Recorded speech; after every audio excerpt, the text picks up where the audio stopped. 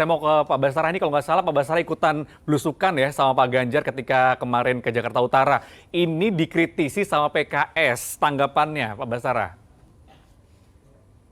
Terima kasih Jati. Saya diundang SCTV untuk berdiskusi tentang belusukannya Mas Ganjar Pranowo di Pasar Anyar Bahari Tanjung Priok. Pertama, tentu saya menghargai pandangan dan sikap rekan saya dari PKS, Bung Fatul.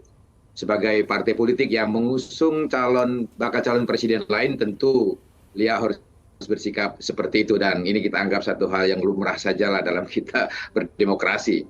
Tetapi kalau kita mau bicara pada tataran yang lebih objektif, kritik atau bahkan bullying terhadap kegiatan Mas Ganjar pada hari Sabtu di Pasar Bahari kemarin dengan tuduhan melanggar etika dan aturan.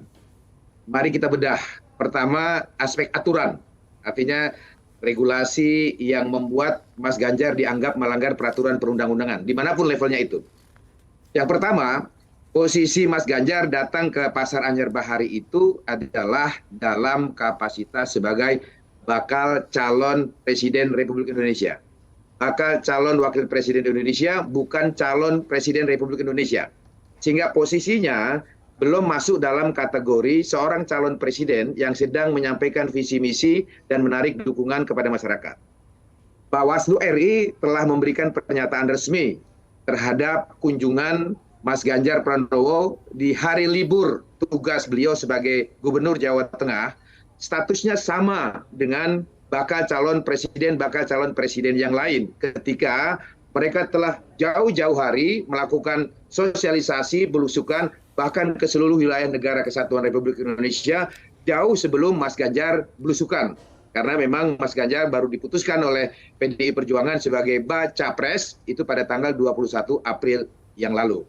Sehingga tidak ada hal yang dilanggar dalam sosialisasi Mas Ganjar ke berbagai wilayah negara kesatuan Republik Indonesia. Sama halnya yang tidak ada dilanggar ketika Mas Anies, Pak Prabowo melakukan hal yang sama ke berbagai daerah. Itu pertama. Yang kedua, pada saat mengunjungi Pasar Anyar Bahari Warakas Tanjung Priok, beliau memang datang untuk menemui para pedagang pasar yang pada waktu itu saya hadir sebagai ketua tim koordinasi relawan Ganjar Pranowo mendampingi beliau. Saya melihat dan mendampingi Mas Ganjar ketemu dengan pedagang sayur, pedagang ayam potong, pedagang pakaian, dan lain-lain. Setelah beliau melakukan kunjungan belusukan ke pasar tersebut, beliau lalu kemudian duduk makan di warung kaki lima. Ya, waktu itu kalau saya tidak salah beliau melahap sarapan paginya dengan memakan lontong sayur Padang. Nah, pada saat Mas Ganjar sedang makan pagi, sarapan pagi, para pedagang itu kemudian datang mengerumuni beliau, lalu kemudian membentuk satu lingkaran dan kemudian satu persatu di antara mereka menyampaikan keluh kesahnya dan kemudian berbagai permasalahan yang mereka hadapi. Terutama pandemi COVID-19 kemarin yang menimbulkan banyak persoalan-persoalan bagi para pedagang dan juga banyaknya berkembangnya pedagang-pedagang lewat media online. Lalu di antara keluhan-keluhan yang disampaikan itu, mereka meminta tolong betul kepada Mas Ganjar untuk menyampaikan kepada pemerintah daerah DKI Jakarta agar cicilan atau sewa lapak yang mereka pakai yang dibayar per bulan itu sangat berat ya, karena pemasukan mereka menjadi berkurang dan sebagainya. Kemudian salah seorang pedagang semacam begging, mengharap, meminta bantuan kepada Mas Ganjar untuk minta tolong difasilitasi oleh para pemangku kepentingan yang rakyat kecil seperti para pedagang di Pasar Bahari itu memang tidak punya akses informasi komunikasi vertikal begitu.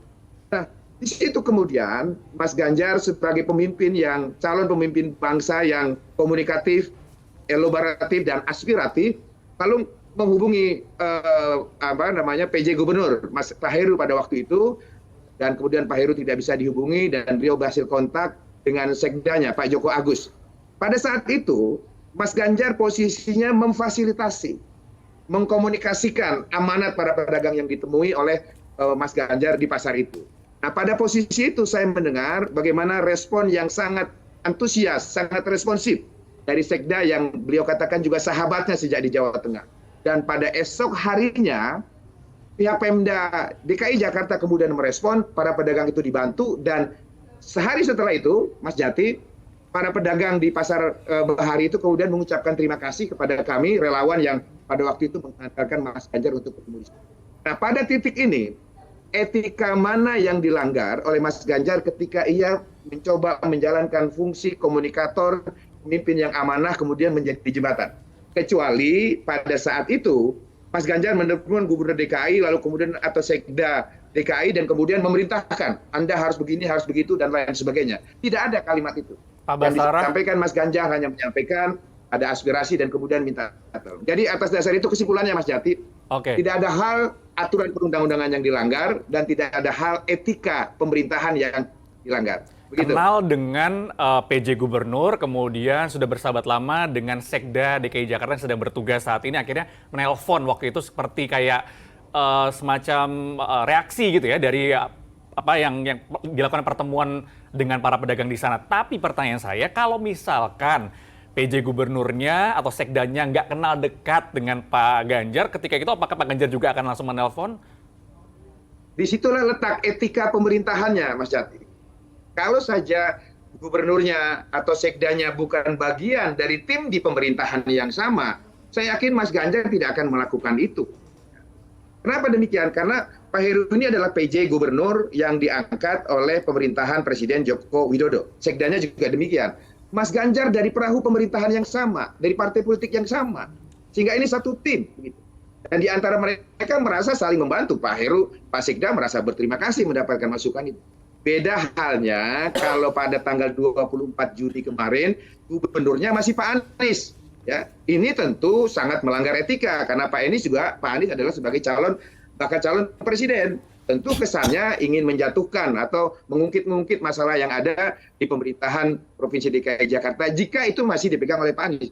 Tapi kan sekarang gubernurnya bukan Pak Anies, Mas Jati. Ya, Pak Anies sudah selesai masa jabatannya dan sekarang pemerintah Provinsi DKI Jakarta dijabat oleh seorang PJ Gubernur, dan PJ Gubernur itu bagian dari pemerintahan Pak Jokowi, di mana Mas Ganjar juga bagian dari pemerintahan Pak Jokowi, karena sama-sama dari perahu politik yang sama.